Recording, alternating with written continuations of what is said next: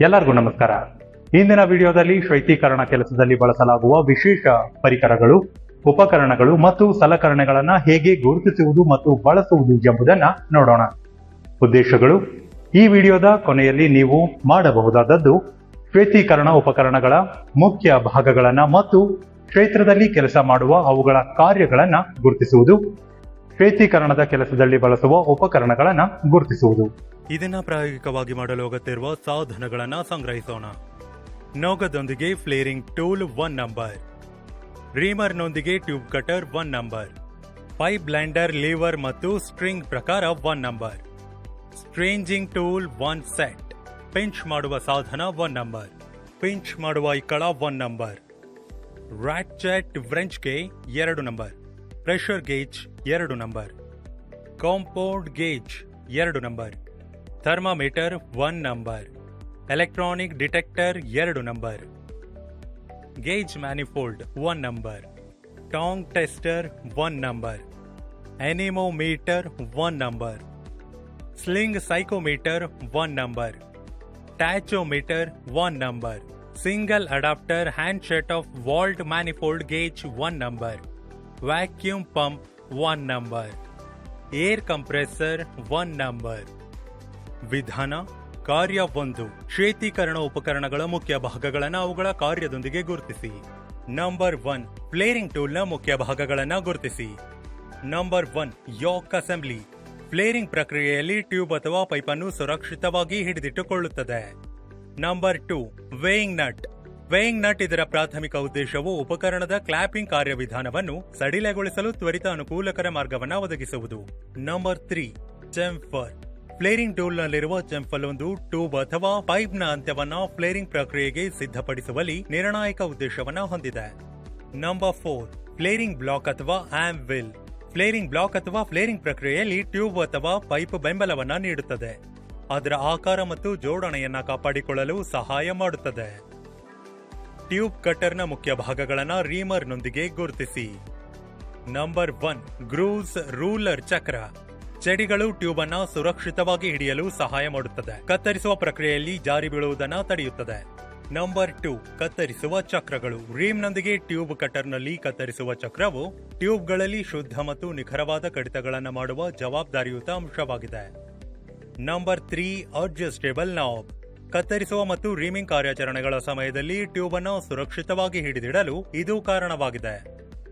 Number 4. ರೀಮರ್. ರೀಮರ್ blade ಅನ್ನ ಕತ್ತರಿಸಿದ ನಂತರ ಕೊಳವೆಯ ಒಳಭಾಗದಿಂದ ಬರ್ಲ್ಸ್, ಒರಟು ಅಂಚುಗಳು ಮತ್ತು ಇತರ ನ್ಯೂನತೆಗಳನ್ನು ತೆಗೆದುಹಾಕಲು ವಿನ್ಯಾಸಗೊಳಿಸಲಾದ ಒಂದು ಘಟಕವಾಗಿದೆ. ನಂಬರ್ 3. ಪೈಪ್ ಬ್ಲೆಂಡರ್ನ ಮುಖ್ಯ ಭಾಗಗಳನ್ನು ಗುರುತಿಸಿ. ನಂಬರ್ 1. ಬೆಂಡ್ ಡಿಗ್ರಿಗಳು. ಬೆಂಡ್ ಡಿಗ್ರಿಗಳು ಪೈಪ್ ಅನ್ನ ಅದರ ಮೂಲ ನೇರ ಸ್ಥಾನದಿಂದ 180 ಡಿಗ್ರಿಯವರೆಗೆ ಬಾಗಿದ ಕೋನವನ್ನ ಸೂಚಿಸುತ್ತದೆ. ನಂಬರ್ 2. ಆಪರೇಟಿಂಗ್ ಲೀವರ್. ಲಿವರ್ ಅನ್ನ ಬಾಗುವ ಡೈ ಅಥವಾ ಶೂಗೆ ಸಂಪರ್ಕಿಸಲಾಗಿದೆ. ಅದು ಪೈಪ್ ಅನ್ನ ಸ್ಥಳದಲ್ಲಿ ಇರಿಸುತ್ತದೆ. ಲಿವರ್ಗೆ ಬಲವನ್ನ ಅನ್ವಯಿಸುವ ಮೂಲಕ ಬಳಕೆದಾರರು ಕ್ರಮೇಣ ಪೈಪ್ ಅನ್ನ ಬಯಸಿದ ಕೋನಕ್ಕೆ ಬಗ್ಗಿಸಬಹುದು. ನಂಬರ್ 3. ಟ್ಯೂಬ್. ಹಾನಿ ಅಥವಾ ವಿರೂಪವನ್ನ ಉಂಟು ಮಾಡದೆ ಸರಿಯಾದ ಬಾಗುವಿಕೆಯನ್ನ ಖಚಿತಪಡಿಸಿಕೊಳ್ಳಲು ಬೆಂಡರ್ ಟ್ಯೂಬ್ನ ಗಾತ್ರ ಮತ್ತು ದಪ್ಪಕ್ಕೆ ಸೂಕ್ತವಾಗಿರಬೇಕು.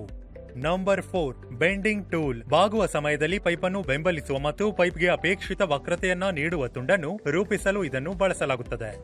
ನಂಬರ್ 5. Gain stale. ಲಾಭದ ಸರಿಯಾದ ಹೊಂದಾಣಿಕೆಯ ಬಾಗಿದ ಪೈಪ್ನ ವಸ್ತು ಮತ್ತು ವ್ಯಾಸಕ್ಕೆ ಬಾಗುವ ಬಲವು ಸೂಕ್ತವಾಗಿದೆ ಎಂದು ಖಚಿತಪಡಿಸುತ್ತದೆ. ನಂಬರ್ 6. ಕ್ಲಾಂಪ್. ಕ್ಲಾಂಪ್ ಪೈಪ್ ಅನ್ನು ಜಾರಿ ಬೀಳುವುದನ್ನು, ತಿರುಗುವುದು ಅಥವಾ ಸ್ಥಾನದಿಂದ ಹೊರ ಹೋಗುವುದನ್ನು ತಡೆಯುತ್ತದೆ. ಬಾಗುವ ಕಾರ್ಯಾಚರಣೆಯು ನಿಖರವಾಗಿ ಮತ್ತು ನಿಯಂತ್ರಿಸಲ್ಪಡುತ್ತದೆ ಎಂದು ಖಚಿತಪಡಿಸುತ್ತದೆ. Number 7. Spring type tube bender. ಬಾಹ್ಯ ಕಾಯಿಲ್ ಸ್ಪ್ರಿಂಗ್ ಬೆಂಡಿಂಗ್ ಉಪಕರಣಗಳು. ಅಲ್ಲಿ ಬಾಹ್ಯ ಸ್ಪ್ರಿಂಗ್ ಅನ್ನ ಟ್ಯೂಬ್ ತುದಿಗಳಲ್ಲಿ ಬಳಸಲು ವಿನ್ಯಾಸಗೊಳಿಸಲಾಗಿದೆ. ಕಾರ್ಯ 2. ಶೈತ್ಯೀಕರಣ ಸಮಯದಲ್ಲಿ ಬಳಸುವ ಉಪಕರಣಗಳನ್ನು ಗುರುತಿಸಿ. 1. ಒತ್ತಡ ಗೇಜ್ ಮತ್ತು ಸಂಯುಕ್ತ ಗೇಜ್ನ ಮುಖ್ಯ ಭಾಗಗಳನ್ನು ಗುರುತಿಸಿ. Number 1. Rubber seal. Rubber seal plug ರಕ್ಷಣಾತ್ಮಕ ತಡೆಗೋಡೆಯಾಗಿ ಕಾರ್ಯನಿರ್ವಹಿಸುತ್ತದೆ. ತೇವಾಂಶ ಅಥವಾ ನಾಶಕಾರಿ ಏಜೆಂಟ್ ಗೇಜ್ ಸಂಪರ್ಕ ಬಿಂದುಗಳನ್ನು ತಲುಪದಂತೆ ತಡೆಯುತ್ತದೆ. ನಂಬರ್ 2. ಸೂಜಿ. ಸೂಜಿಯ ಸ್ಥಾನವು ಗೇಜ್ನಲ್ಲಿ ಪ್ರದರ್ಶಿಸಲಾದ ಅಳತೆಯ ಘಟಕದಲ್ಲಿನ ಒತ್ತಡವನ್ನು ನೇರವಾಗಿ ಸೂಚಿಸುತ್ತದೆ. ನಂಬರ್ 3. ಸಾಕೆಟ್. ಒತ್ತಡದ ಗೇಜ್ ಮತ್ತು ಸಿಸ್ಟಮ್ ನಡುವೆ ಬಿಗಿಯಾದ ಮುದ್ರೆಯನ್ನ ರಚಿಸಲು ಸಾಕೆಟ್ ಸಾಮಾನ್ಯವಾಗಿ ಥ್ರೆಡ್ಗಳು ಅಥವಾ ಓರಿಂಗ್ಗಳಂತಹ ಸೀಲಿಂಗ್ ಕಾರ್ಯವಿಧಾನಗಳನ್ನು ಒಳಗೊಂಡಿರುತ್ತದೆ. ನಂಬರ್ 4 ನಿರ್ವಾತ ಮಾಪಕ. ನಿರ್ವಾತ ಮಾಪಕವು ವ್ಯವಸ್ಥೆಯೊಳಗಿನ ನಿರ್ವಾತ ಮಟ್ಟದ ನೇರ ಸೂಚನೆಯನ್ನ ಒದಗಿಸುತ್ತದೆ. ನಂಬರ್ 2 ಥರ್ಮಾಮೀಟರ್ನ ಮುಖ್ಯ ಭಾಗವನ್ನ ಗುರುತಿಸಿ. ನಂಬರ್ 1 ನೀರಿನ ಕುದಿಯುವ ತಾಪಮಾನ. ನೀರಿನ ಕುದಿಯುವ ಬಿಂದು 100 ಡಿಗ್ರಿ ಸೆಲ್ಸಿಯಸ್ ಮತ್ತು 212 ಡಿಗ್ರಿ ಫ್ಯಾರನೈಟ್ ಆಗಿದೆ. ನಂಬರ್ 2 ನೀರಿನ ಪ್ರಾಮಾಣಿಕ ತಾಪಮಾನ. ನೀರಿನ ಪ್ರಾಮಾಣಿಕ ತಾಪಮಾನವು 20 ಡಿಗ್ರಿ ಸೆಲ್ಸಿಯಸ್ ಮತ್ತು 68 ಡಿಗ್ರಿ ಫ್ಯಾರನೈಟ್ ಆಗಿದೆ. ನಂಬರ್ 3 ನೀರಿನ ಘನೀಕರಿಸುವ ತಾಪಮಾನ. ನೀರಿನ ಘನೀಕರಿಸುವ ಬಿಂದುವು 0 ಡಿಗ್ರಿ ಸೆಲ್ಸಿಯಸ್ ಮತ್ತು 32 ಡಿಗ್ರಿ ಫ್ಯಾರನೈಟ್ ಆಗಿದೆ. ನಂಬರ್ 4 ಗಾಜಿನ ದಿಂಡು. ದಿಂಡು ಥರ್ಮಾಮೀಟರ್ನ ಉದ್ದವಾದ ಕೊಳವೆಯಾಕಾರದ ಭಾಗವಾಗಿದೆ. ಇದು ಸಾಮಾನ್ಯವಾಗಿ ತಾಪಮಾನದ ಪ್ರಮಾಣ ಮತ್ತು ತಾಪಮಾನ ಸಂವೇದನಾಂಶವನ್ನ ಹೊಂದಿರುತ್ತದೆ. ಉದಾಹರಣೆಗೆ ಪಾದರಸ ಅಥವಾ ಆಲ್ಕೋಹಾಲ್. Number 5 bulb. ಬಲ್ಬ್ ಥರ್ಮಾಮೀಟರ್ನ ಕೆಳಭಾಗದಲ್ಲಿ ಮೊಹರು ಮಾಡಿದ ಕೋಣೆಯಾಗಿದ್ದು ಅದು ಪಾದರಸ ಅಥವಾ ಮದ್ಯದಂತಹ ಥರ್ಮಾಮೀಟರ್ ದ್ರವ್ಯವನ್ನು ಹೊಂದಿರುತ್ತದೆ. ನಂಬರ್ 3 ಹ್ಯಾಲಾಯ್ಡ್ ಟಾರ್ಚ್ ಲೀಕ್ ಡಿಟೆಕ್ಟರ್ನ ಮುಖ್ಯ ಭಾಗಗಳನ್ನು ಗುರುತಿಸಿ. Number 1 burner. Halide torch leak ಡಿಟೆಕ್ಟರ್ನಲ್ಲಿರುವ ಬರ್ನರ್ ಜ್ವಾಲೆಯನ್ನ ಉತ್ಪಾದಿಸುತ್ತದೆ. ಸಾಮಾನ್ಯವಾಗಿ ಹೈಡ್ರೋಜನ್ ಜ್ವಾಲೆ. ಈ ಜ್ವಾಲೆಯು ಪತ್ತೆ ಪ್ರಕ್ರಿಯೆಗೆ ಶಾಖದ ಮೂಲವಾಗಿ ಕಾರ್ಯನಿರ್ವಹಿಸುತ್ತದೆ.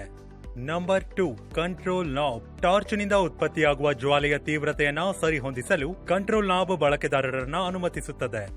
Number 3 hose. ನಿರ್ದಿಷ್ಟ ದಿಕ್ಕುಗಳು ಅಥವಾ ಪ್ರದೇಶಗಳಿಂದ ಗಾಳಿಯನ್ನ ಸೆಳೆಯುವ ಸಾಧನವನ್ನ ಒದಗಿಸುವ ಮೂಲಕ ದಿಕ್ಕಿನ ಪತ್ತೆಗೆ ನೋಸ್ ಅನುಮತಿಸುತ್ತದೆ. ನಂಬರ್ 4 ಎಲೆಕ್ಟ್ರಾನಿಕ್ ಸೋರಿಕೆ ಪತ್ತೆಕಾರದ ಮುಖ್ಯ ಭಾಗಗಳನ್ನು ಗುರುತಿಸಿ. ನಂಬರ್ 1 ಪವರ್ ಆನ್ ಅಥವಾ ಆಫ್ ಬಟನ್. ಈ ಸಾಧನವನ್ನ ಆನ್ ಆಫ್ ಮಾಡಲು ಬಳಸಲಾಗುತ್ತದೆ. ನಂಬರ್ 2 ಸಂವೇದಕ. ಶೋಧಕಗಳಲ್ಲಿನ ಸಂವೇದಕಗಳು ನಿರ್ದಿಷ್ಟ ಅನಿಲಗಳು ಅಥವಾ ದ್ರವಗಳ ಉಪಸ್ಥಿತಿಯನ್ನು ಪತ್ತೆ ಹಚ್ಚಲು ವಿನ್ಯಾಸಗೊಳಿಸಲಾಗಿದೆ. ನಂಬರ್ 5 ಸ್ಲಿಂಗ್ ಮೀಟರ್ನ ಮುಖ್ಯ ಭಾಗಗಳನ್ನು ಗುರುತಿಸಿ. Number 1 handle. ಬಳಕೆದಾರರಿಗೆ ಸಂಪೂರ್ಣ ಸೈಕ್ರೋಮೀಟರ್ ಜೋಡಣೆಯನ್ನ ತಿರುಗಿಸಲು ಅನುಮತಿಸುತ್ತದೆ. Number 2 wet bulb thermometer. ಆರ್ದ್ರ ಬಲ್ಬ್ ಥರ್ಮಾಮೀಟರ್ ವೆಟ್ ಬಲ್ಬ್ ತಾಪಮಾನವನ್ನ ನಿಖರವಾಗಿ ಅಳೆಯಲು ಆವಿಯಾಗುವ ತಂಪಾಗಿಸುವ ಪರಿಣಾಮವನ್ನ ಅವಲಂಬಿಸಿದೆ. Number 3 dry bulb thermometer. Dry bulb ಥರ್ಮಾಮೀಟರ್ನ ಪ್ರಾಥಮಿಕ ಉದ್ದೇಶವೆಂದರೆ ಡ್ರೈ ಬಲ್ಬ್ ತಾಪಮಾನವನ್ನ ಅಳೆಯುವುದು. ಇದು ಸುತ್ತಮುತ್ತಲಿನ ವಾತಾವರಣದಲ್ಲಿ ನಿಜವಾದ ಗಾಳಿಯ ಉಷ್ಣತೆಯನ್ನ ಪ್ರತಿನಿಧಿಸುತ್ತದೆ. Number 4 water soaked wick. ಆವಿಯಾಗುವಿಕೆಯಿಂದ ತಂಪಾಗಿಸುವ ಪರಿಣಾಮವನ್ನ ಹೆಚ್ಚಿಸಲು ನೀರಿನಲ್ಲಿ ನೆನೆಸಿದ ಬತ್ತಿಯನ್ನ ವಿನ್ಯಾಸಗೊಳಿಸಲಾಗಿದೆ. ಕಾರ್ಯ 3 ಶೀತೀಕರಣದ ಕೆಲಸದಲ್ಲಿ ಉಪಕರಣಗಳನ್ನು ಗುರುತಿಸಿ. 1 ವ್ಯಾಕ್ಯೂಮ್ ಪಂಪ್ನ ಮುಖ್ಯ ಭಾಗಗಳನ್ನು ಗುರುತಿಸಿ. 1 ವ್ಯಾಕ್ಯೂಮ್ ಗೇಜ್. ಹೆಚ್ಚಿನ ನಿರ್ವಾತ ಪಂಪ್ನಲ್ಲಿ ವ್ಯಾಕ್ಯೂಮ್ ಗೇಜ್ನ ಪ್ರಾಥಮಿಕ ಉದ್ದೇಶವೆಂದರೆ ಸಿಸ್ಟಮ್ನೊಳಗೆ ನಿರ್ವಾತ ಮಟ್ಟವನ್ನು ಅಳೆಯುವುದು ಮತ್ತು ಪ್ರದರ್ಶಿಸುವುದು. Number 2 vacuum hose. Vacuum hose ಹೆಚ್ಚಿನ ನಿರ್ವಾತ ಪಂಪ್ ಮತ್ತು ಸ್ಥಳಾಂತರಿಸುವ ವ್ಯವಸ್ಥೆಯ ನಡುವಿನ ನಿರ್ವಾತದ ವರ್ಗಾವಣೆಗೆ ವಾಹಕವಾಗಿ ಕಾರ್ಯನಿರ್ವಹಿಸುತ್ತದೆ. Number 3 metal stand. ಇಡೀ ವ್ಯವಸ್ಥೆಯನ್ನು ಹಿಡಿದಿಟ್ಟುಕೊಳ್ಳಲು ಮತ್ತು ಸಾಗಿಸಲು. ನಂಬರ್ 2 ಏರ್ ಕಂಪ್ರೆಸರ್ನ ಮುಖ್ಯ ಭಾಗಗಳನ್ನು ಗುರುತಿಸಿ. Number 1 air compressor. ಕಂಪ್ರೆಸರ್ನ ನಿರಂತರ ಚಕ್ರದಲ್ಲಿ ಶೀತೀಕರಣ ವ್ಯವಸ್ಥೆಯ ಉದ್ದಕ್ಕೂ ಶೀತಕವನ್ನು ಪರಿಚಲನೆ ಮಾಡುತ್ತದೆ. ನಂಬರ್ 2 ಪುಲೆ. ಪುಲ್ಲಿಯ ಪ್ರಾಥಮಿಕ ಉದ್ದೇಶವು ವಿದ್ಯುತ್ ಮೋಟಾರ್ನಿಂದ ಸಂಕೋಚಕ ಪಂಪ್ಗೆ ಶಕ್ತಿಯನ್ನ ರವಾನಿಸುವುದು. Number 3 belt. ಏರ್ ಕಂಪ್ರೆಸರ್ನಲ್ಲಿನ ಬೆಲ್ಟ್ನ ಉದ್ದೇಶವು ಮೋಟಾರ್ನಿಂದ ಪ್ರೈಮ್ ಮೂವರ್ ಸಂಕೋಚಕ ಪಂಪ್ಗೆ ಶಕ್ತಿಯನ್ನ ರವಾನಿಸುವುದು.